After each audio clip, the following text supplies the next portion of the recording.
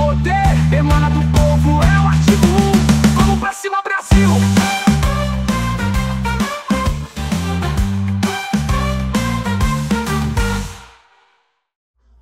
Fala, patriota, como é que você tá? Eu espero que por aí tudo esteja maravilhosamente bem. Tá começando mais uma edição do podcast Todo Poder Emana do Povo.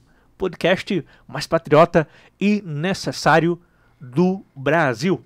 Eu sou Joalisson Farias e aqui do meu lado tá ele, né? O Coronel Alberaci. É isso aí, Joalisson. Olá, patriota. Você que está me ouvindo aqui agora, seja muito bem-vindo. Já vou aproveitar para pedir aquele like para que você possa colaborar aqui com o canal. E claro, hoje você, como sempre, no canal mais raiz, mais patriota do Brasil, a gente vai receber um cara que é raiz, Joalisson. Desde a raiz. Desde a raiz. Desde a raiz. Eu acho que o mais raiz que eu tive a oportunidade de conhecer até agora é o nosso querido Fred Filho. Tudo bom, Fred? Graças a Deus, estamos aí juntos para ajudá-lo em que puder. Pode contar comigo. A todos vocês que estão nos vendo, compartilha, espalha, divulga, porque a gente tem muito que falar aqui. Boas ideias, bons projetos e mostrar o caminho que a gente vai ter que seguir. Fred Filho, que é recifense raiz, viu? O cara é recifense da gema. Nasceu ali no bairro São Martim, é representante comercial do ramo têxtil há mais de 30 anos. Se ele está há mais de 30 anos nesse ramo têxtil é porque, inclusive, tá, ele tem o pezinho, não é, no ramo têxtil do Agreste Pernambuco. Com Tem certeza. muita história aqui para contar, inclusive aqui nos bastidores a gente conversou bastante, né? E também foi candidato a deputado estadual em 2022 pelo PL e foi candidato a vereador do Recife em 2024, né? Como Também. o coronel já falou aqui, seja muito bem-vindo. Graças a Certo? Deus. E você que está aí, ó, assistindo a gente, assim como falou o coronel, além de dar o like, você tem que se inscrever, ativar esse sininho, sabe por quê? Para você não perder os próximos episódios. E eu sei que você vai gostar, né? Você já pode maratonar, esse é o 4º episódio, você pode assistir os 3 anteriores, com certeza você não vai resistir não compartilhar, você vai querer compartilhar e como disse o Fred, você fique bem à vontade, não é isso, coronel? Exatamente.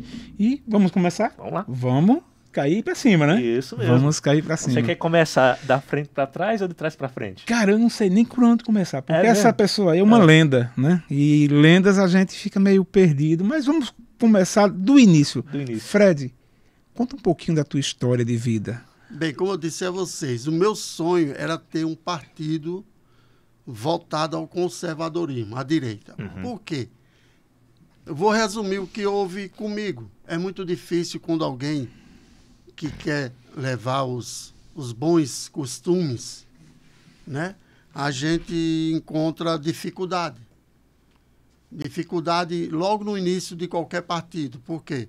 Quando eles sabem que a gente é uma pessoa voltada aos princípios cristãos, eu não digo nem, vamos falar aqui direita, mas a ser conservador, então eles já começam a empancar. Foi o que fizeram. É muito difícil alguém querer sair candidato sem recurso. Sem recurso. Sem ter ajuda. Muito difícil. E quem praticamente me ajudou foram meus amigos. Grandes amigos, empreendedores, pessoas que colaboraram. E a gente sempre teve isso. Eu disse, não, mas não vou desistir. A gente vai em busca. Vamos lutar. A gente consegue. E aí foi quando apareceu nosso amigo Jonas, fazendo esse convite, e eu disse a ele, pode contar com meu amigo. Disse a ele em boa viagem. Jonas que disse, olha, vai sair um partido aí, artigo 1, e Que ano foi isso, Fred? acho que foi em 2020, ou foi acho que foi 2020, num ano que Jonas esteve aqui. Não, 2021. 2021. 2021, Em pronto. Garanhuns. Primeira vez que ele Aham. teve em Garanhuns. Foi aí. Foi aí que ele me conheceu. Seu primeiro contato com Jonas. Eu fui lá falar com ele, olhando de frente a frente. E ele me viu, a gente conversou, contei minha história. Ele já sabia por outro minha história. E aí a gente está num caminho, né? Porque a gente sabe que se nós, conservadores, uma direita, que pensa em desenvolvimento, em crescimento, não que pense em aumentar ICMS nem imposto, não, mas que pense em ajudar tanto o trabalhador como o empresário, mas que tragam boas ideias, bom projeto, eu não tenho dúvida como a gente alavanca esse Estado. Porque se vocês virem agora, só o que está acontecendo no Brasil, gente, eu não entendo até isso, é só blá, blá, blá, mimimi, é perseguição, é prisão, é multa, é taxa, e o Brasil não anda, cara. Né? A gente chega a um ponto que, se vocês disserem assim, ô Fredinho, a alavanca do Brasil é o agro. Não, pessoal. Só sobrou o agro. Mas o Brasil tinha um contexto, o Brasil tinha uma pirâmide industrial que desmoronou. Quando, na década de 70, o Brasil chegou a ter um PIB de 12%. Né? Nós naquela época fomos para a rua, anistia já. A gente deu anistia a eles, mas de forma errônea. Por quê? A gente, de mãos dadas, solidariedade direta já. E hoje, o que é que eles fazem conosco? Está pior do que antes. Anistia não. É justo? É justo. E o que aconteceu? Às vezes eu chegava para grandes pessoas que tinham um potencial capital, pessoas daquela época que tinham grandes magazines em Recife, grandes lojas, eu perguntava por que você não sai político. Ele chegava para mim e dizia, não, isso não me dá retorno nenhum. Uhum. Só que é o seguinte, porque eles tinham um patamar financeiro muito bem. E, de fato, eles não iam deixar seu negócio para entrar na política. Só que aí entregaram na mão de pessoas que não tinham conhecimento. Não estou aqui menosprezando aqueles que são sindicalistas, não. Não vamos generalizar. Mas muitos que se tomaram à frente, hoje aumentaram o seu próprio salário, aumentam os próprios impostos. Então, é injusto eu ver um Brasil sendo entregue dessa situação, quando o Brasil poderia ser uma potência igual aos Estados Unidos. E não é por conta desses que estão aí em Brasília, que só pensam em denigrir a imagem do empresário, jogando um contra o outro. Uhum. Né? Vocês tiram, se a gente for falar aqui, matéria-prima. O Brasil fechou todas as portas de matéria-prima, pessoal. Quem não se lembra aqui das seringueiras do Amazonas? O que foi que fizeram? Colocaram os sindicatos lá nas portas das seringueiras, os seringueiros, e aí quebrou. Hoje, quem faz um tecido com elastano, ou um jeans com elastano, o próprio látex, a própria luva cirúrgica, tudo que tem a borracha, nós temos que ir lá fora. E aí nós dependemos do mercado exterior. Um item, eu não estou dizendo nem um fio de poliéster, eu não estou falando outros itens, mas que o Brasil fechou todas as portas de que nós fabricávamos nossa matéria-prima, que é a matéria bruta, e aí eles só fizeram o quê? Vamos aumentar, vamos taxar. Eu era representante de uma fábrica chamada Unidas, no Rio de Janeiro. Eu estava que eu ia para todo evento do Sul, toda feira no AMB, e todas as fábricas e indústria, eu ia muito com meu pai. Nos interiores de São Paulo, Minas Gerais, Santa Catarina, Pará, até no Ceará. Então a gente fabricou muitos eventos de brinquedo, de têxtil, cama, mesa e banho. O que desse em São Paulo, em Minas ou em Santa Catarina, a gente ia. E muitas vezes eu ia de carro com meu pai.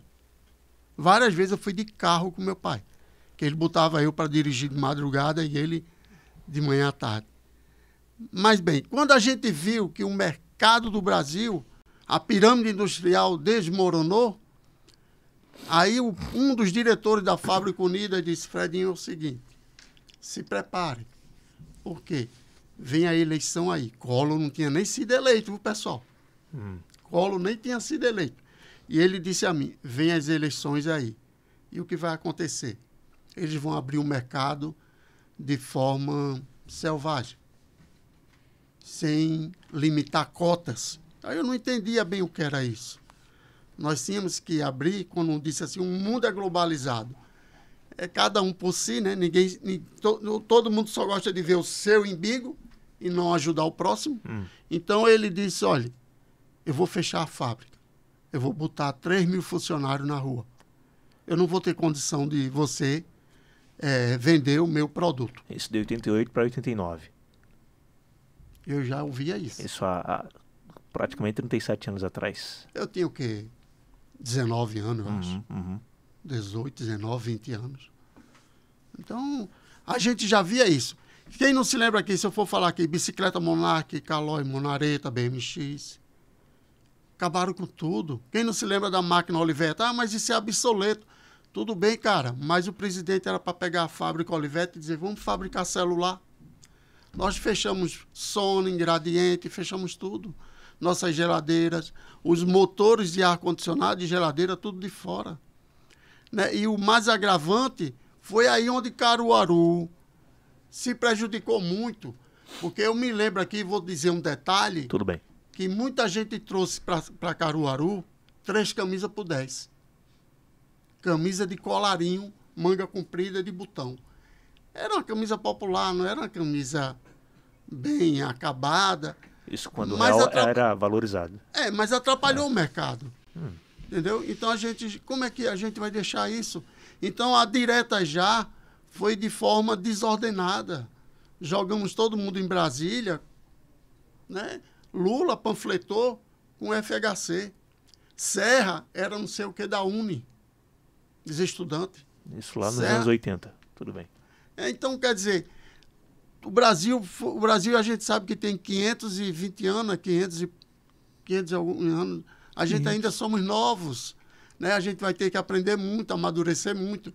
Mas, hoje a gente vê 525. o que fizeram com o nosso país. Né? E o meu receio como representante comercial é que isso venha a cair.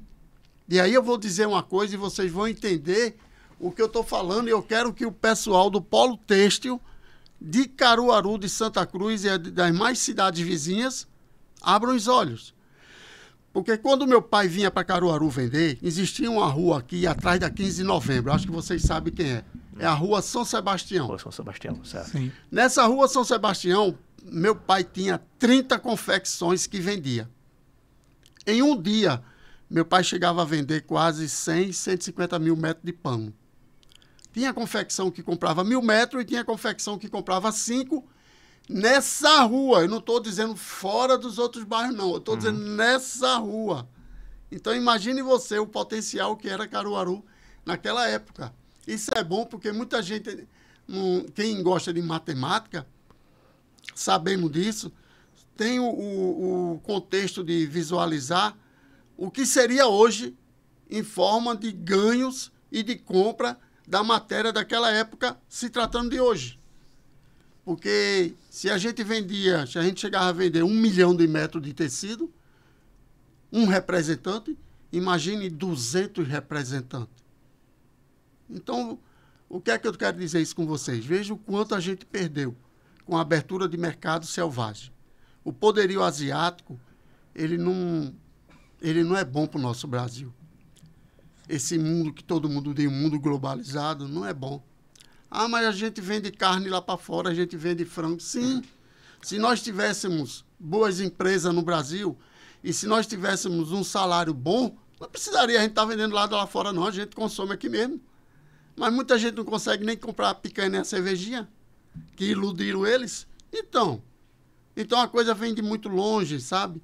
Quando a gente tenta colocar uma pessoa para organizar, para administrar, enxugar a máquina, chegar junto do empresário e do trabalhador, sim, do trabalhador. Porque essa pessoa foi o único presidente que chegou a dar o teto máximo aos enfermeiros. E o que fez o nosso ex-condenado quando entrou? E o que fez o sindicato dos enfermeiros? Foram para a rua diminuir o salário, pô. Eu nunca vi isso na minha vida. Eu nunca vi isso. Então, são coisas totalmente caem foge. eles caem na armadilha deles mesmos de quererem, por exemplo, há um projeto para que a carteira de estudante seja gratuita. Só que a própria Uni entrou na justiça para que esse projeto não seja aprovado. Ora, você se preocupa com o estudante de classe pobre, né? Por que essa carteira não pode ser gratuita? Porque senão vai cortar o financiamento da Uni. Vai cortar. Agora veja, como é que alguém advoga para os pobres e não quer que algo seja gratuito ao pobre? Ao pobre. E quando a gente teve aproximação com pessoas de Bolsonaro, eu mandei até um projeto, se tratando do estudante da Uni, em que Bolsonaro deveria ter colocado a educação verde. O que é educação verde? O menino, quando nasce na maternidade, ele já deveria receber o seu CPMF, ou seu CPF. E ali ele abria uma conta no Banco do Brasil da Caixa Econômica, em que Bolsonaro colocaria, digamos assim, R$200 todo mês. Só que esses R$200 é diferente de hoje. Esses R$200 seria em termos de ações. Ninguém poderia colocar a mão para que o pai e a mãe, quando soubesse que o menino tem uma conta, a educação verde, vai saber que no final lá o menino vai ter a universidade paga. Isso já é... O pai e a mãe, quando sabe que o menino nasce no Brasil e sabe que o menino vai ser formado e ter tudo pago, isso é uma honra para o casal. Com certeza. Então era para a educação verde ter feito isso. Colocar 200 e cada vez que o menino passar de ano, o governo daria uma premiação. Isso em ações. E essa poupança ficaria na Caixa Econômica até o término. Quando houvesse o término, o menino pegaria o dinheiro e saberia em que formação ele quer investir. Diferente de hoje, que ele pega o estudante e quer liberar esse recurso e depois dá anistia para em troca de voto. Veja como é diferente. É isso que eu digo. A política tem que ser votada de forma honesta, sincera, voltada à veracidade. Né? Nós temos que ver nossas crianças com amor, com respeito. Eles utilizam os jovens de forma de manipulação partidária, né?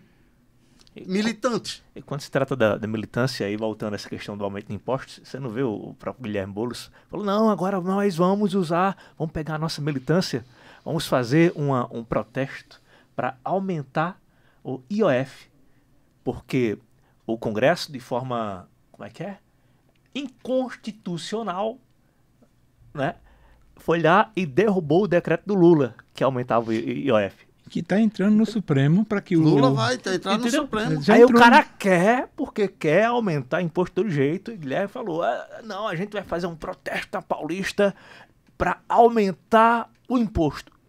Ué, a esquerda não luta a favor do povo? Como é que o povo vai crescer na vida com impostos ainda maiores nas costas? É lamentável que a gente vê isso. Eu digo a vocês, quem está dando um freio nisso aí, pessoal, queira ou não queira... Aí onde... magnífica. Diga aí.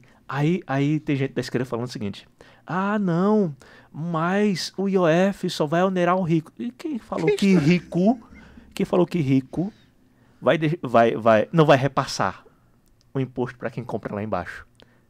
O imposto chega exatamente no fim da linha, no consumidor. Entendeu? Quem mais paga imposto é a linha final. E a esquerda não é inocente quanto a isso aí.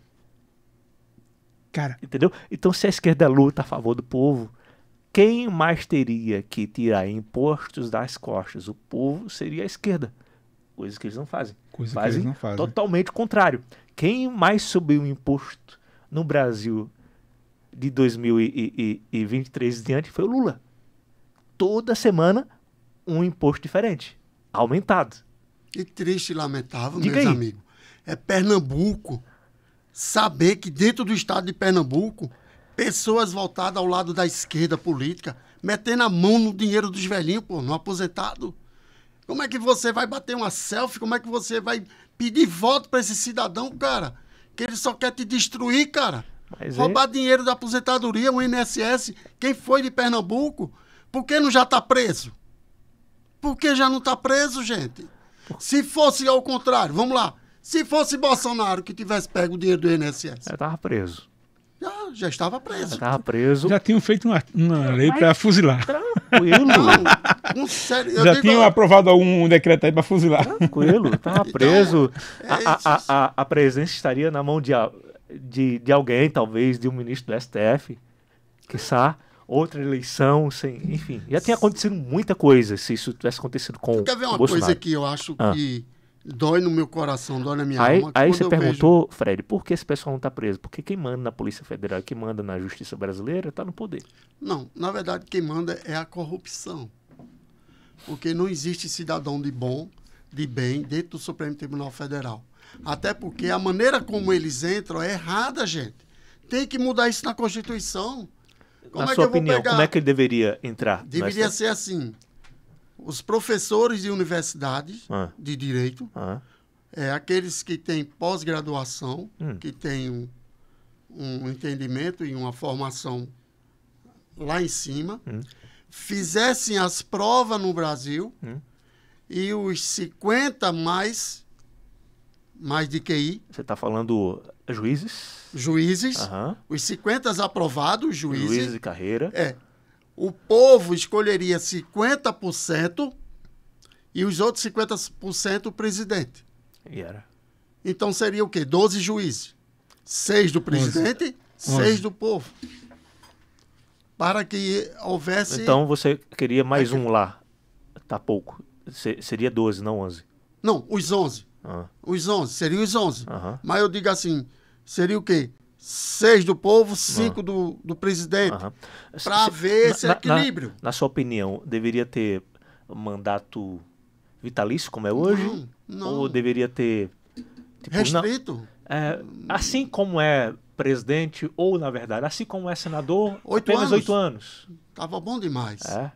E daria espaço para os demais que estariam na filinha. Aqueles primeiro, sai, vem, a fila sai. Continuaria. A fila continuaria. Mas essa prova renovaria de quanto tempo? Aí teria mais prova, porque os jovens vão chegar lá. Né? Daria tempo dessa carreira dar continuidade à vida eterna. Eu vou voltar aqui um pouquinho na tua história. Você acompanhou o Enéas, assim como todo o Brasil, desde 92, né? Mas, diferente de muitos jovens hoje em dia, e aqui eu me incluo, eu tive a chance... Mas você sabia que muito jovem gostava de ouvir Enéas? Claro, eu falo assim, nos anos 90... eu via Enéas na televisão. Meu nome é Enéas, também só dava para falar isso. O tempo dele na TV. Certo? Só que, diferente de nós, você teve a honra de conhecer Enéas em 2004. Como é que foi isso aí? Como é que foi essa experiência? Uma passagem que teve uma feira, um grande evento em São Paulo, num AMB. E eu disse, papai, eu vou sair de tarde, não vou poder ficar aqui lá onde era a feira. E nesse momento que eu saía, eu fui num escritório de Ani, era uma deputada lá de São Paulo, de Enéas, que foi eleita.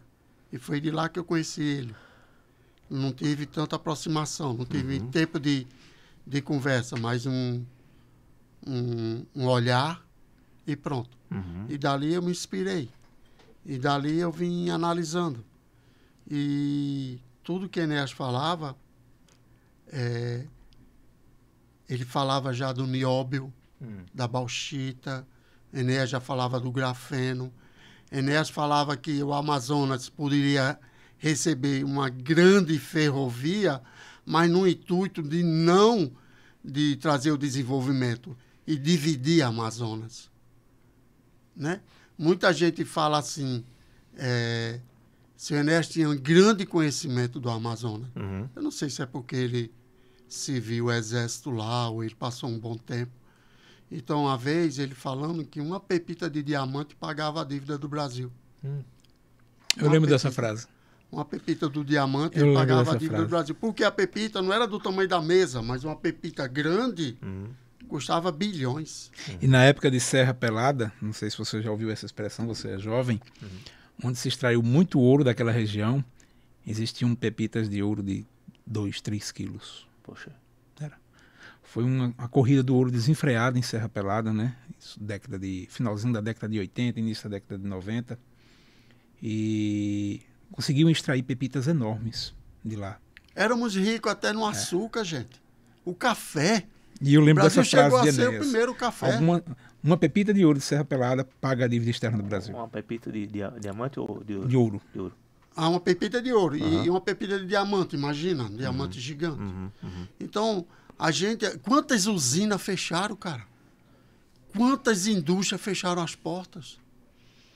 Né? Praticamente, gente, eu digo a vocês, se o Brasil tiver 30% do que fechou, eu acho que é muito. Ó, tira a Rua Imperatriz, cara, fechou toda. Eu tirei pedido do Recife. Eu tirei pedido na Rua Imperatriz. Eu tirei pedido na Rua Nova. Eu tirei pedido na Duque de Caxias. Eu tirei pedido em vários lugares ali de Recife, até bairro. Recife, para que vocês não saibam, Recife chegou a ter mais de 200 confecções. Não tem mais nenhuma hoje. Não tem mais nenhuma hoje. Não existe. E vejam, é injusto a forma como cobram imposto a Recife e o interior. Eu acho que a gente deveria ter um pouco mais de estudo e análise disso aí. E chegar junto deles. O que é que eles fazem? Jogam o sindicato com o trabalhador, mas não botam todos eles numa sala para saber o porquê disso, o porquê daquilo. Quantas empresas fecharam as portas por não escutarem o que eles têm a dizer?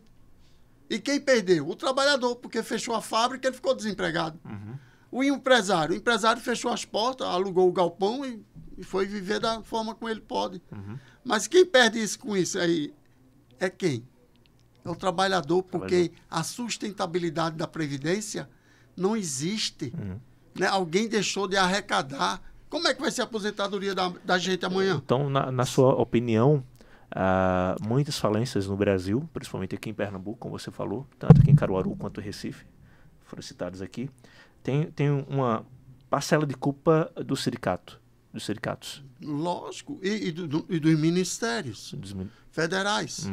Né? Porque uma vez eu estava com um projeto para pedir ao pessoal para entregar Bolsonaro para Paulo Guedes, em que beneficiaria o nosso polo têxtil. De que forma?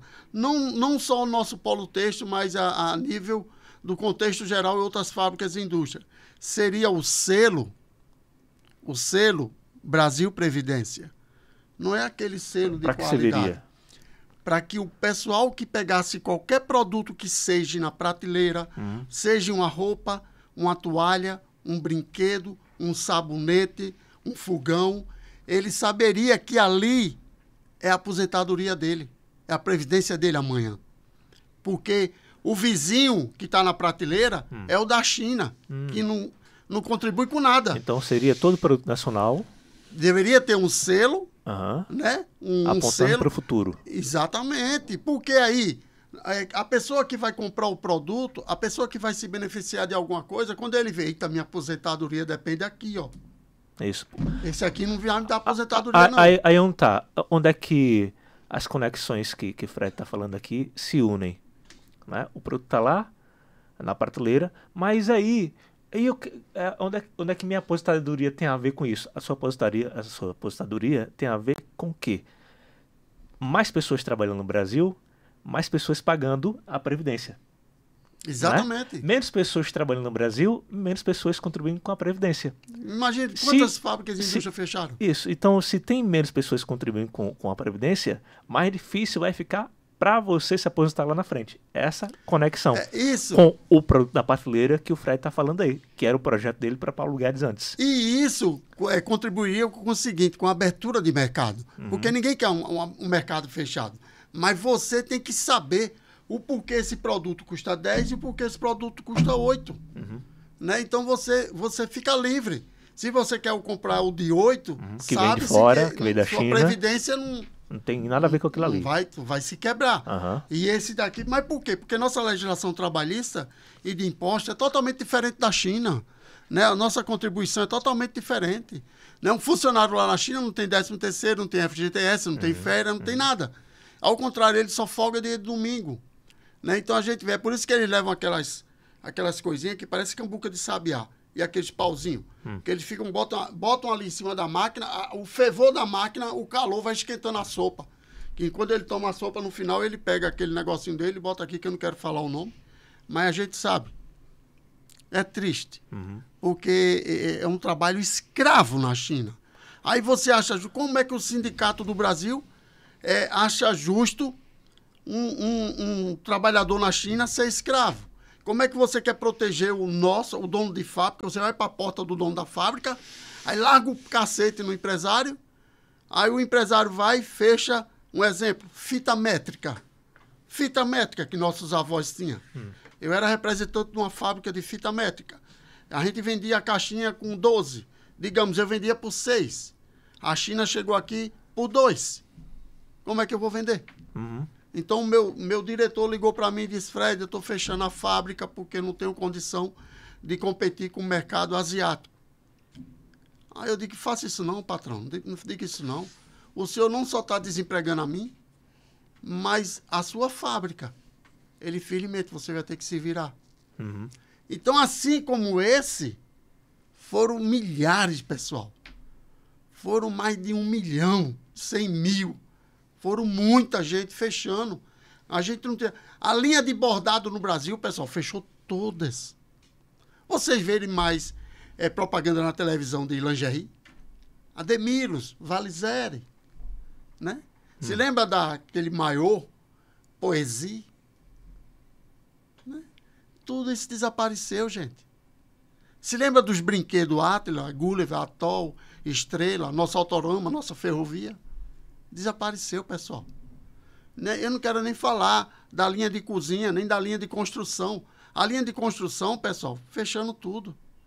Vocês acham que o chuveiro que vocês compram para casa de vocês vem de onde? Vem do Paquistão, vem da Índia. Aqui é só uma matriz, mas a fábrica é lá. Por que a fábrica é lá? Porque é a única forma que eles viram de competir. Porque já que é trabalho escravo, já que é para se arrombar todo mundo, então vou abrir lá. É o que estão fazendo agora. Mas você acha que isso é apenas essa abertura, Fred? Não tem a ver com os altos impostos cobrados aqui? Porque, por exemplo, a Lupo recentemente abriu uma fábrica enorme. A Lupo todo mundo conhece, né? Confecciona meias, cuecas, roupas íntimas. Abriu uma fábrica enorme. Uma fábrica com um potencial tremendo do Paraguai. Paraguai. Por quê? Questão de imposto. Imposto. Você acredita Ela que até... paga apenas 20% de impostos. Você acredita no Paraguai. que até o Ratinho, que tem fazendas no Paraná, ele preferiu abrir ou comprar fazenda no Paraguai exatamente por conta disso? Primeiro que a taxa de imposto é fixada. Acabou. É aquilo ali. Depois que não tem a carga de imposto sobre imposto. Então, por exemplo, você vê aí uma linha como essa que você falou da ducha de chuveiro, né? Ela já vem praticamente aqui só para montar. Por que será que ela está sendo feita lá?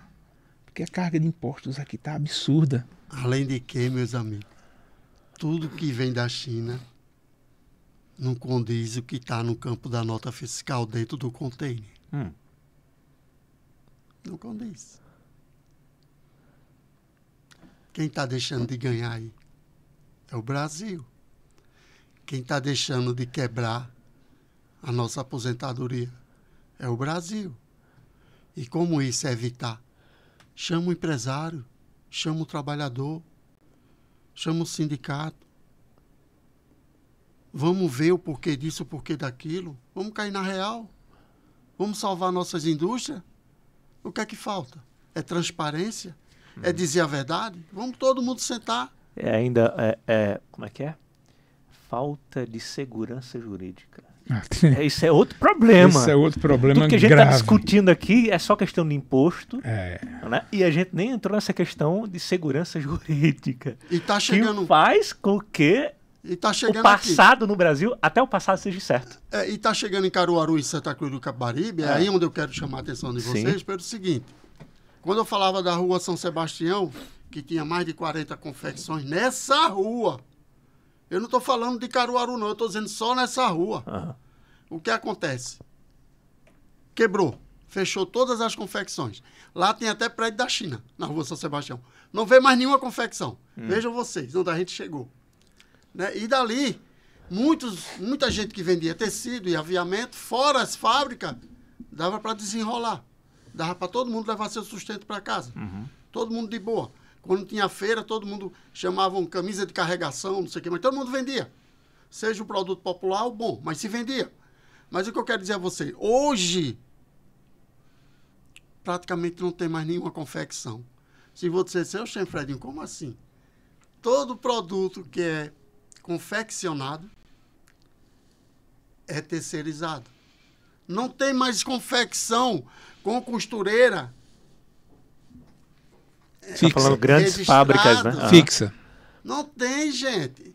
Ela tem uma máquina em casa. Isso. E como é que vai ser a previdência? Como é que vai ser a aposentadoria? Você está falando de facção. Olha, antigamente a confecção tinha o corte, tinha as costureiras, tinha a parte de embalagem, tinha a parte fiscal. Né? Mas tudo funcionava. Hoje em dia, Santa Cruz vive de terceirização. Isso. Por que vive de terceirização? A cidade virou cidade industrial. Mas por que eles Igual chegaram a esse Toritama, termo? igual Caruaru, né? Principalmente o bairro do Salgado aqui em Caruaru, é um bairro industrial. E lá terceiriza também. Não, estou falando assim, no sentido que as grandes marcas colocam chama-se de costura, as peças para costurar É isso na aí. casa do povo. Tá vendo? Isso é chamado de facção, né? Isso, Facção. isso. Isso Aí eles a chamam dona de da facção ou dono da facção tem lá seus 3, 4 costureirozinhos e tal, enfim. Ou ainda só tem o galpão que corta tecido, Isso. ela é especializada naquilo. Ou seja, saíram, as grandes fábricas foram Se dá desmontadas. o nome de CLT, né? E todo mundo virou o quê? Seus próprios patrões, ou seja, eles abriram seus CNPJs. A maioria viraram MEIs. Aí fala hoje em dia o seguinte: mas aí nós estamos com o menor taxa de desemprego do Brasil. É que o povo tá virando MEI. Entendeu? E sem arrecadação. Não, a arrecadação tem mínima ali, né? De R$70, R$60. Fala assim, mas por quê? O povo está trabalhando? O povo está empregado? Não, o povo está criando o seu próprio CNPJ. Seu próprio sustento. Porque tem muitos que não tem nem meio. Né? Não estão se empregando. E quem não quer se empregar, quem não tem visão, vai lá para o Bolsa Família. O que está acontecendo, e aí vem uma máscara do governo federal Sim. em cima do desemprego, Aham. ele vem pregando que nos últimos 2 anos vem diminuindo o desemprego. Sim. Menos pessoas, menos pessoas estão procurando emprego. Procurando emprego. Veja, isso é uma forma de mascarar. Porque o que acontece? Como é que você tem menos empregos, mas você tem um aumento substancial do Bolsa Família, um aumento significativo? Ou seja, se o Bolsa Família é um programa que atinge quem está desempregado, então como é que eu tenho menos desempregos, mas tenho mais Bolsa Família? Entendeu? Complicado. É uma máscara. Exatamente. É uma máscara, é uma forma de dissolver o entendimento de qualquer um. Não uma lógica, a conta não fecha. Se nós tivéssemos menos desempregos, teríamos uma queda no volume de Bolsa Família, porque mais pessoas estariam empregadas. E aí o que é que está acontecendo? As pessoas tornam-se MEI, ou a pessoa começa a receber um Bolsa Família e deixa de procurar emprego. E deixando de procurar emprego, ela não vira estatística para o desemprego. Então você vê como está difícil. A matéria-prima já não tem mais. A mão de obra, o Brasil está fugindo, porque não tem condição de competir com o mercado selvagem asiático. E o que acontece agora? Um mercado asiático selvagem vem para o Brasil, e aí você que talvez achou que indo lá na China, comprando um produto lá, ou a matéria-prima, ou o tecido, ou até mesmo a matéria confeccionada, pronta. Mas está dando tiro no pé. Por quê? Está ensinando a eles o caminho onde eles virão tudo já pronto. Aí não ganha nem matéria-prima, nem aquele que vende, nem o confecção e nem o lojista. Porque Com isso a gente passa por um processo de desindustrialização tremendo. Tremenda. Né? A gente fica só com um comercial. E você sabe como é que eles usam lá? A China, sabe como é que a China faz? Eu acabei. O presidente da China manda você para cá e você diz, olha, tem um prédio ali que é 20 mil de aluguel. E aí ele fecha um ano. Por que ele fecha? Porque ele tem um aglomerado de gente com ele, que ele manda tudo que ele confecciona. Veja que cada loja do chinês, ele pode vender ovos, banana, celular, tecido, bicicleta, motor, né? Ele pode vender fio, lâmpada. Vá você fazer isso na sua loja? Você não pode. Você não pode. Se você tiver uma loja só de lingerie, é só lingerie. Se você botar celular para vender, não pode. Mas os chineses podem tudo. Como é isso? Ô Fred, saindo um pouquinho dessa parte de comércio e trazendo mais para uma realidade tua, você começou a militar contra a esquerda, você estava nos falando aqui desde 92, não foi? Você já estava lá na frente dos batalhões. Primeiro mandato de Lula. 2002, 2002, perdão. isso. 92 não, 2002. Lula foi eleito Como ano. foi isso aí? Aí depois de um ano de Lula eu comecei a ir para as ruas. Você já começou a militar Já por conta do Fórum de São Paulo. por conta do Foro de São Paulo. Quando o Hugo Chávez estava vivo. E o que foi que você percebeu aí que fez você ter esse estalo? Porque eu mesmo vim ter esse estalo muito tarde. Eu não tinha mais nem graça. Principalmente com o Marco Cível da internet, onde ele queria o monopólio da mídia, o controle da comunicação. E daí, através do Fórum de São Paulo, eu não tenho dúvida que é por isso que eles não investem no Correios. Qual era a nossa empresa que levava a comunicação a todos vocês? Era os nossos Correios. Ah, mas carta ninguém... Mas naquela época eu usava carta. Mas o que é que o Correio poderia ter feito? Hoje, nós estamos aqui e todo mundo utiliza uma plataforma chamada Google. Era para ser o nosso Correio, gente. Os nossos Correios era para ser o Google. Os Correios era para ser uma das empresas que beneficiaria e ganharia muito mais dinheiro na América do Sul. E não fizeram. Por que não fizeram? Porque são incompetentes. Eles não tinham essa visão que muitos empresários têm. E o Correio foi ficando para trás, só na cartinha. Mas aí eu te pergunto, os Correios não seriam empresa... Porque eu sou anti-estadista, certo? Eu não... Somos. Estatista, né? Eu não concordo com o Correio, eu não concordo com empresas públicas. Para mim, todas as empresas têm que ser privadas.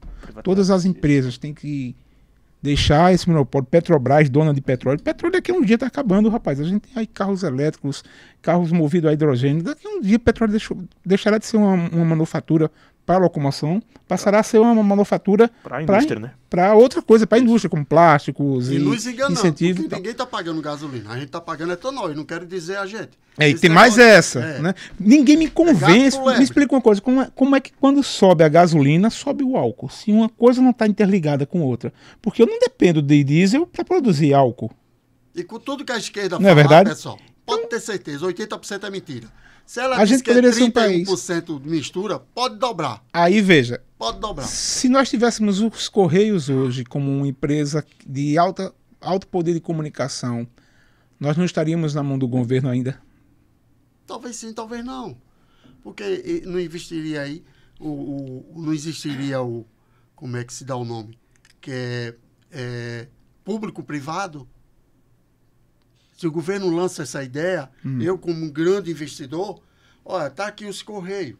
Tu pode fazer um Google na América do Sul. Tu quer? Eu quero. Como é que vai ser isso? Eu quero. Vamos fazer isso. E tu vai lançar o quê? Uma plataforma, Instagram, Facebook, vamos lançar outras. O nosso Correio era para estar desse jeito. Entendeu? Seria público-privado, né? Lógico que o governo daria um impulsionamento, mas teria os investidores. Eu me questiono, eu realmente não sou a favor de empresas públicas. Eu me questiono, por exemplo, quando o Bolsonaro assume, existia uma empresa, eu não vou saber o nome dela aqui, até porque eu realmente não sei, nem que eu me lembro, eu não sei, que fabricava chip para colocar na orelha do gado, principalmente dos grandes agropecuários lá pro norte do país, pro sul do país, para a região mais voltada ali pro norte mesmo. Por causa de assalto, nessas coisas. Não, para rastrear pra o gado, rastrear, acompanhar o crescimento do Isso. gado, tal, a gordura, um chip e tal. Esse chip era importado da China por R$17. Isso foi palavras de Paulo Guedes, né? O chip era importado da China por R$17. Chegava aqui no Brasil, parece que por R$23. Era vendido ao agropecuário, ao produtor do agro por R$ 54,00. Ora, 100%. E por que o Brasil não produzia? Não, mas não é nem isso.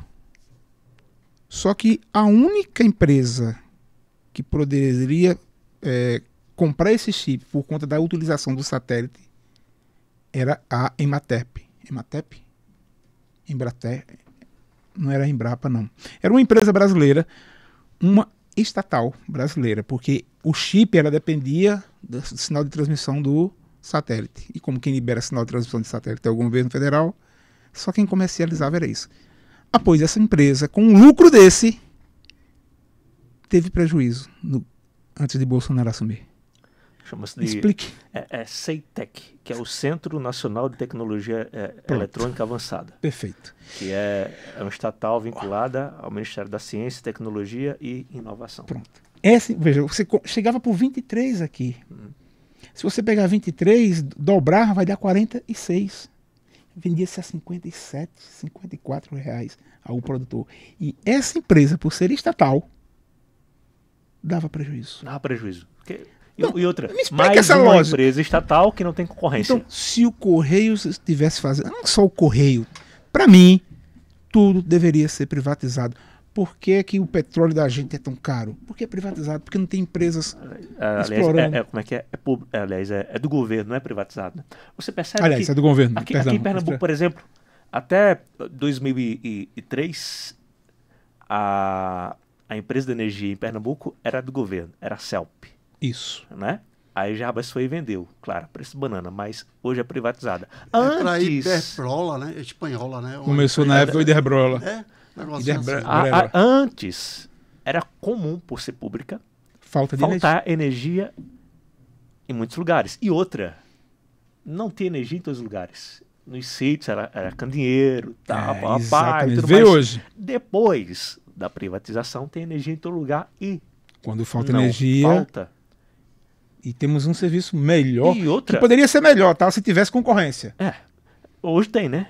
Nem tem. Assim, eu falo assim, cada um tá gerando a sua própria energia. Mas a energia gerada hoje, vai para ela mesma. ela né? vai para a CELP. Quando sobra, né? Ah, Vai para a Neoenergia aqui em Pernambuco, né?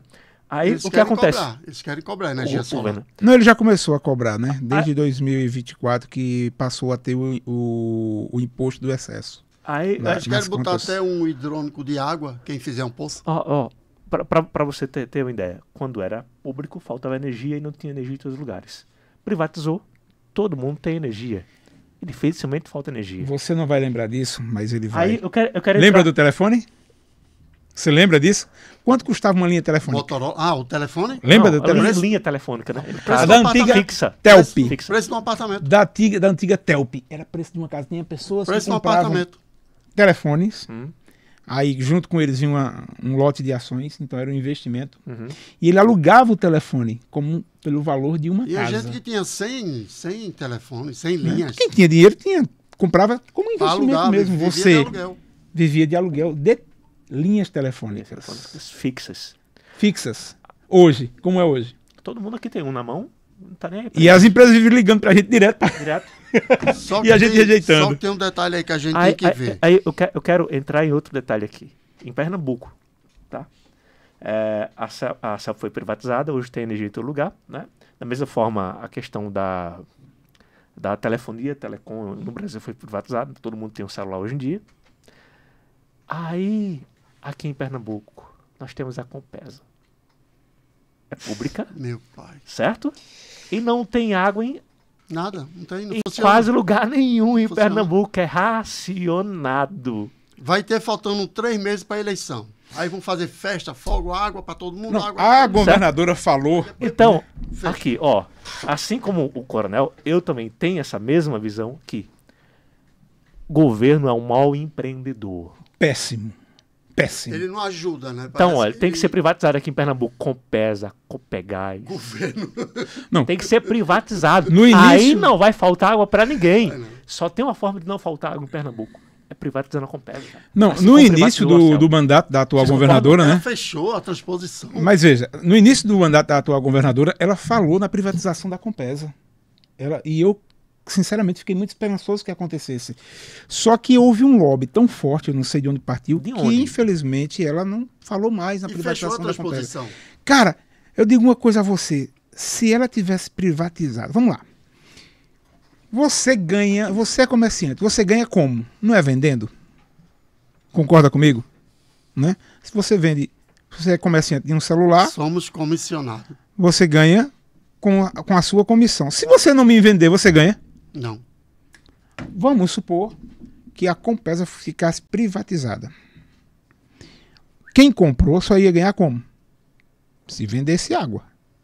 Concorda comigo? E aí, para vender mais água, E para vender mais água, ele teria que abrir novos caminhos, teria que ter barragens, chegar Chegar- mais longe. né? A Aí o cara reclamação. brinca, o cara ia contratar até índio para fazer dança da chuva. Rapaz, Porque se não passasse água no registro, Ah. ele não ganhava. Não ganhava. você sabia Mas que... o governo não tem problema. Vocês sabem qual é a nova do governo? Uma companhia aérea para o Nordeste. Ou seja, só pagaria para a empresa se a água chegasse.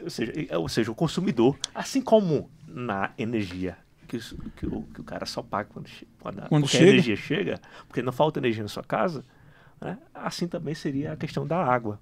Claro. Então, assim, é como o Coronel está falando aí. O cara só ganharia mais se irrigasse mais o Isso. estado. Ele ia Assim como fazer foi barragem em irrigado todo canto. a questão da energia. Ele ia fazer barragem em todo canto, ele iria cavar poços artesianos onde ele pudesse capitalizar aquilo em todo canto. Como eu disse, uma brincadeira, ele ia contratar até E índio outra? para fazer a dança da chuva. E outra, meus Certo? amigos, Com certeza. vocês sabiam que a transposição, antes da transposição, um grande engenheiro chegou para o governo aqui, o governo federal, e disse que estava errado a forma como é a transposição. E, de fato, eu não tiro a razão dele, não. Porque eu mostrei em vários estados do mundo que a água é... Como é que a água chega na sua casa? Através de cano. Então, são tubulações gigantes que poderiam trazer água do Amazonas, jogar para o Pará, ir em declínio, chegar até em São Paulo ou vice-versa. Mas tubulações e controle é muito melhor do que fazer esses investimentos que são faraônicos. E tubulação não, tubulação é rapidinho. E outra, é muito caro trazer do Amazonas, é muito caro. A gente faz uma usina aqui, na beira da praia, tira o sal da água e irriga para Pernambuco. Porque é assim que Israel faz. É assim, mas quiseram fazer com o É Bolsonaro assim na que Paraíba. Israel faz. Certo? E outra, mas não precisa nem disso, Joalisson. Nós temos um lençol freático, Ah, né, o aquífero Guarani, que ele toma mais da metade do Que Nordeste. é pro lado do Piauí, se eu não me engano. Não, é aqui nossa região Embaixo também, da pai. terra aqui, Né? Piauí. Principalmente na Chapada Borborema, o aquífero Guarani. Ele da Borborema, aqui, é né? toda essa região aqui do Nordeste, praticamente tudo. E o que acontece? Cara, nós temos um subsolo riquíssimo. E esse aquífero, ele não é aquele negócio que tirou a água, vai secar não. Sabe por quê? Ah, Porque o suplemento da água dele é do mar. São as infiltrações que há nas rochas marítimas. É como se tivéssemos uma drenagem direta do mar. Israel não tem isso, meus amigos. No entanto, Israel é exportador de alimentos naquela região do Oriente Médio tremenda. Israel extrai água do mar através de salinização. então, eu digo para você e para você que está assistindo a gente, só existe seca no Nordeste porque o governo quer. Perfeito. Mas, Água é mas vida, tem um água é detalhe. sobrevivência, Tem um água é detalhe emprego. que vocês não estão contando. Diga lá. Tem um detalhe que ninguém aqui está contando. Deus esperou Lula nascer para poder colocar água no Nordeste. É por isso que eu digo a vocês, só a gente... Deus esperou Lula nascer. Não sei como é que o cara diz Não, e virar presidente, desse vir para o terceiro governo. para poder colocar água no Nordeste. Quantas pessoas morreram de sede, quanto gado sofrendo, quantas histórias a gente tem, as músicas de Luiz Gonzaga, desde quando... Mas não, Lula teve que Triste. nascer para vir água para o Nordeste. Que maravilha. E na história não conta a verdade dele, né? E ele, quando trabalhou numa mercearia lá em Santos, Ah, a bicicleta com 2 grades de bebida, o dono da mercearia disse que até hoje ele nunca votou. E no filme dele ele não conta isso. Agora, o mais interessante de tudo isso, pessoal, é porque eu digo a vocês, só a gente aqui que tem um sentimento de ajudar o próximo, de desenvolver, de levar riqueza para cada um de vocês que estão aí do outro lado, nos vendo, somos nós. Se Pernambuco tem uns 184 municípios, se por semana nós passamos 3, 4 dias em cada município, levando isso aqui, descobrindo a riqueza de cada município, chamando os jovens, sabendo o que aquilo é, onde tem, o que aquilo produz. Pronto, um exemplo. Altinho. Altinho, gente, é o berço da musicalidade. E lá é a terra do doce. Mas lá não tem uma feira, não tem um evento do doce. Nem a gente pensa em fazer o circuito da sanfona. Porque só tem o circuito do frio. E por que não ter o circuito da sanfona? E por que não ter o circuito do litoral? Onde a gente poderia levar indústria de barcos, de pescaria, ferramentas, que poderia isso gerar emprego. A mesma coisa no sertão. Então, imagine 184 municípios trabalhando para levar o desenvolvimento. Um dia desse, minha gente, eu chorei quase. Eu cheguei numa cidade, pessoal, rapidinho que eu vou dizer aqui a vocês. Aí eu fui almoçar e começou papapapei, aqueles fogos, aquela gritadeira. Aí eu perguntei ao cidadão, ô amigo, o que é que está acontecendo aqui no município? É porque a governadora vem inaugurar. Aí eu, opa! Vai inaugurar, então vai trazer riqueza. Vai inaugurar o quê? Não, ela vai montar uma cozinha humanitária. Aí eu digo, cozinha humanitária é o quê? Laticínio? É o quê? Vai fabricar alguma coisa enlatado? É o quê? Não, rapaz, ela vai dar um prato de comer uma vez só por dia, quando é 11h30 até 1h30, a pessoa tem a comida. Como é, meu amigo? Essa festa todinha, para ela dar um prato de comer. Meu amigo, para ela trazer uma indústria, uma fábrica, para ela escutar os jovens do município, para ela saber por que aquela pessoa está atrás de um prato de comer. Por quê? O que é que está faltando na região? Eu não falo nem estrada, porque as estradas, tanto buraco que já chegou na terra. Não tem gente que mais conhece estrada do que eu aqui, porque eu sou representante e eu ando em tudo que é município.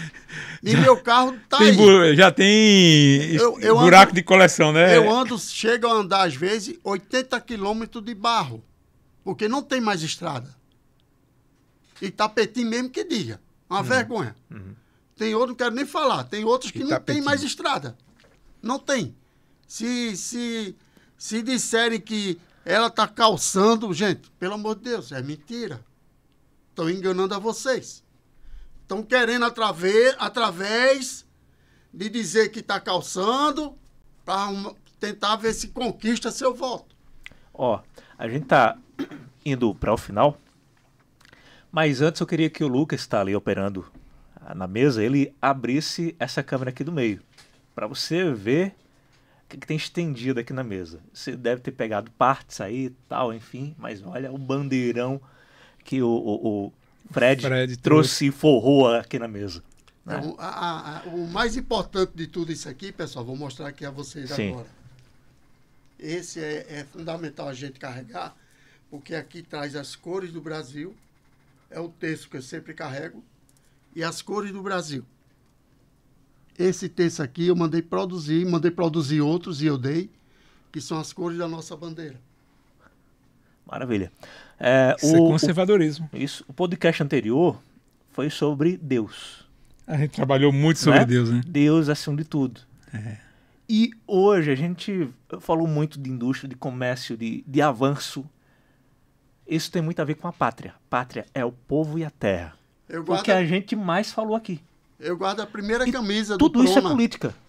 Eu tenho a primeira camisa do Prona da época que eu estava lá, onde estava o finado Levi Fidelix. Levi Fidelix era vivo ainda, do PRTB.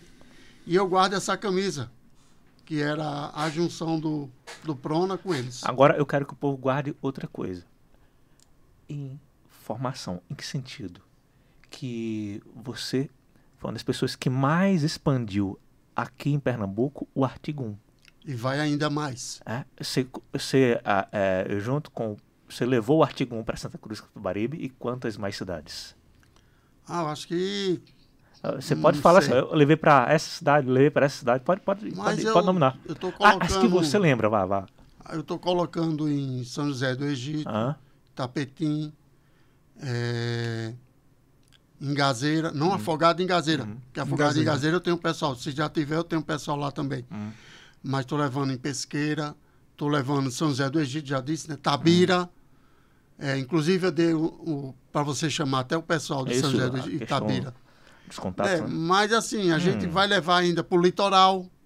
Nós vamos chegar em todos os litorais, Itamaracá, né, Moreno, e a gente vai chegar também em Garanhuns. A Garanhuns já tem. Já tem. Tem, inclusive... É o Márcio, né? Márcio. Márcio é uma figura. Quero aqui desde já parabenizar, Márcio, a você e toda a equipe aqui do Artigo 1, que está fazendo um bom trabalho e que a gente vai ter brevemente frutos dessa casa. E não só o Brasil, mas Pernambuco tem muito a ganhar. Porque quando você quer entrar na política, meus amigos, você entra em querer abraçar a coisa com realidade. Arregaçar a manga e trabalhar. Você não pode entrar na política achando que você vai ganhar tanto. E aí fecha o gabinete e esquece o povo. Né? Você tem que entrar na política, mas trabalhar. Isso eu disse a meus amigos como Adilson Bolsonaro lá de Sim. Santa Cruz, que eu acredito que um dia vocês devem trazer ele aqui também para fazer um podcast. E é uma pessoa novata e que está dando. O próprio Nicolas é um cara novato e está mostrando. Então a gente vê que aquelas velhas raposas e seus entes queridos, né, não fazem nada. Vocês verem que o Brasil veio ter um pega-pá aqui de Bolsonaro para cá. E Bolsonaro elegeu muitos. Né? Então, você vê como é a diferença de quem quer entrar na política para, de fato, trabalhar.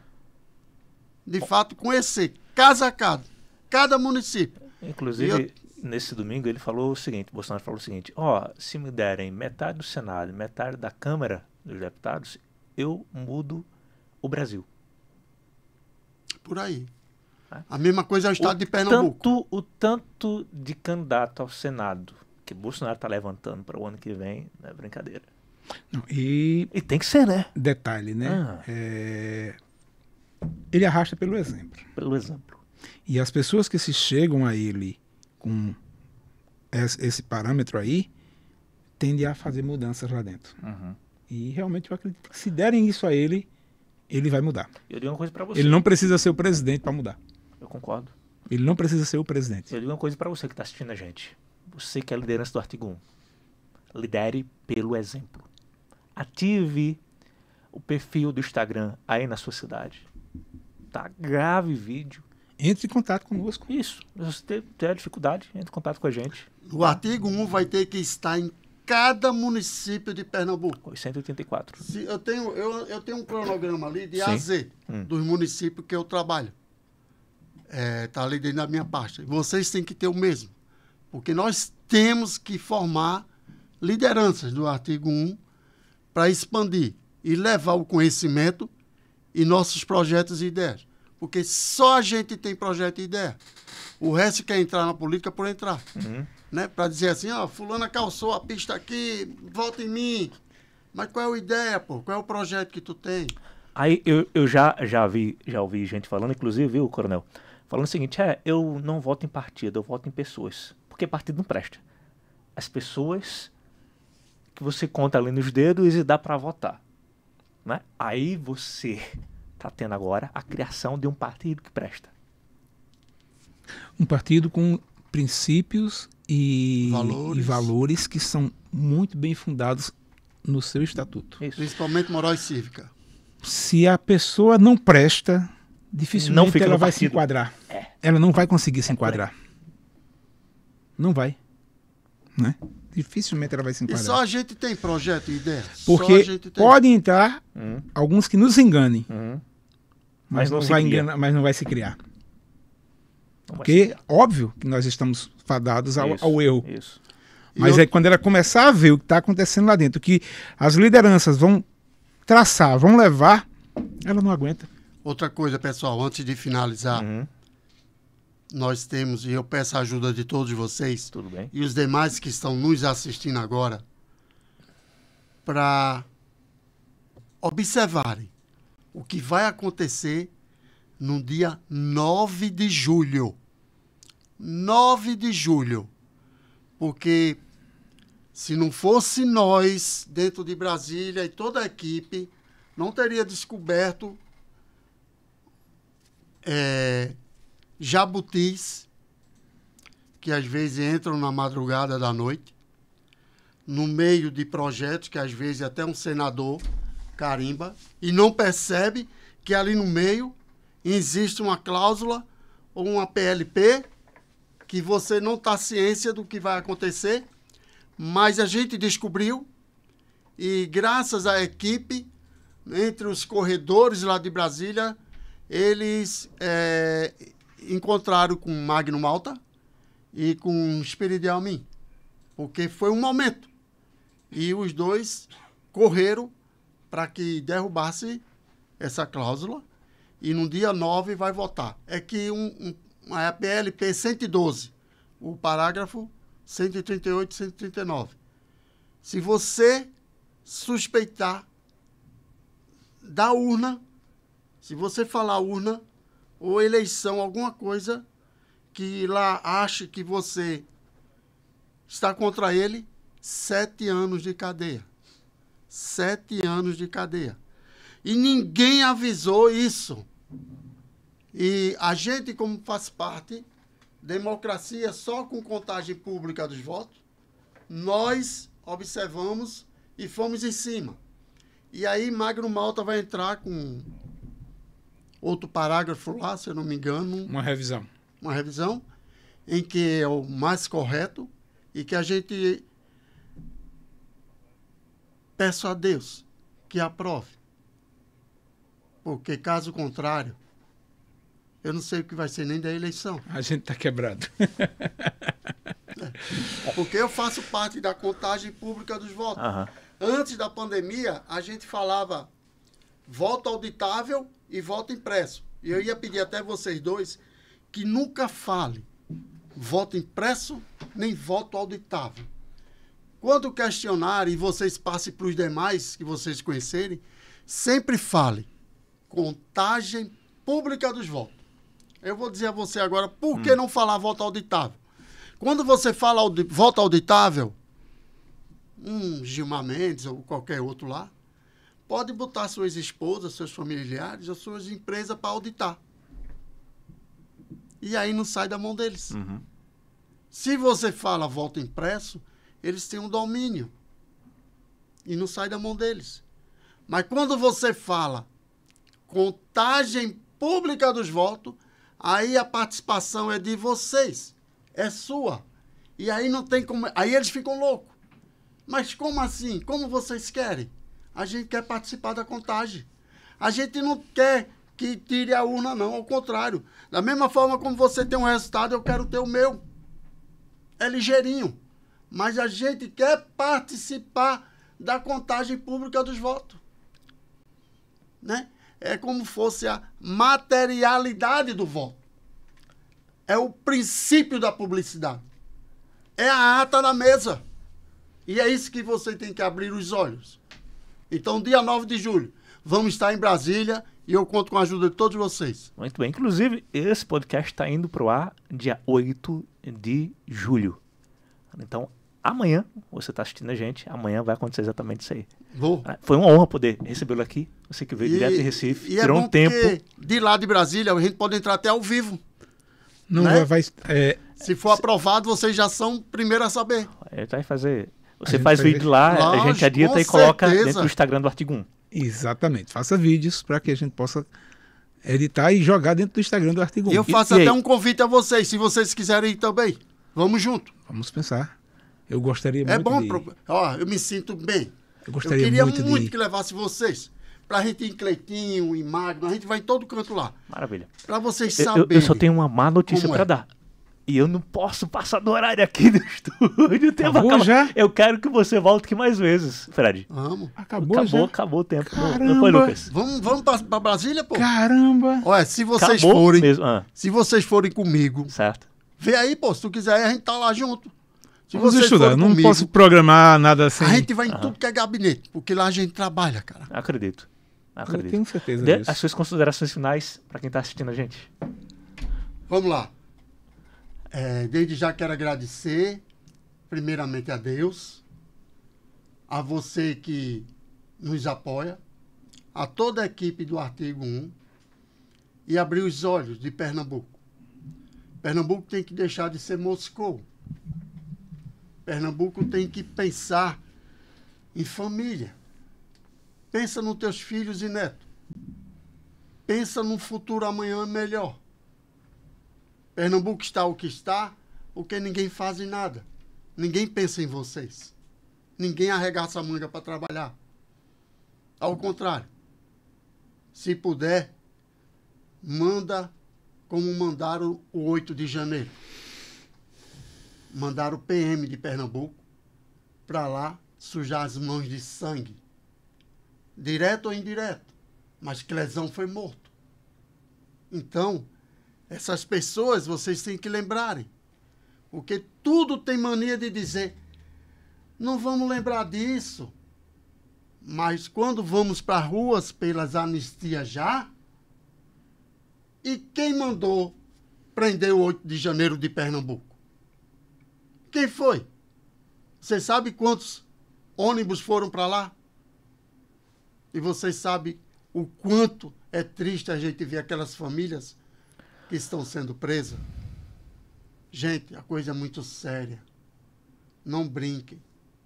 A gente quer entrar na política pela moralidade, pela justiça e pelo trabalho. Gerar emprego, chegar a teu município e tu dizer obrigado. Meu município tem água. Os jovens do meu município têm emprego. O meu município tem estrada. O meu município está crescendo. E onde é que a gente pode ajudar? Vamos abaixar o ICMS. Vamos abaixar os impostos, sim. Quem faz crescer, você que é empresário, você trabalhador, é o teu voto que faz mudar. Pense nisso. Nós estamos aqui para te ajudar. Não é para botar perseguição, nem aumentar impostos. Nem tampouco fazer o que fazem com vocês. Pensem nisso. Maravilha. É isso Foi uma aí. honra estar junto contigo. Igual o Joalisson, a gente tá aqui nesse podcast Ei, maravilhoso. Tamo junto. Maravilha. Fred, muito obrigado Graças pela tua a Deus. presença. Tamo junto. Bem-vindo sempre aqui. Com a graça de Joalisson, Deus. e com a bandeira do Brasil. nosso espectador, onde é que ele vai poder assistir o Artigo 1? Além do esse YouTube, podcast? no Spotify, você pode pesquisar lá por Todo Poder Emana do Povo e também no Amazon Music, tá? YouTube, Spotify e Amazon Music, programas completos. E os cortes no Instagram e também no TikTok. Nós que dentro de um mês conseguimos 1.000 seguidores lá pro TikTok, Graças a Artigo Deus. 1BR. Pessoal, quem Exatamente. quiser me seguir, Sim, fredfilho.pe, tá? Fred com D, filho. fredfilho.pe, tá bom? sei o cara Você aí. vai ver foto minha com o presidente, 2012, 2010, você vai ver a história minha lá. A gente Maravilha. volta semana que vem, Se Deus quiser. terça-feira. Todo Poder Emana do Povo. Artigo 1. Até terça-feira que vem. Todo poder emana do povo, é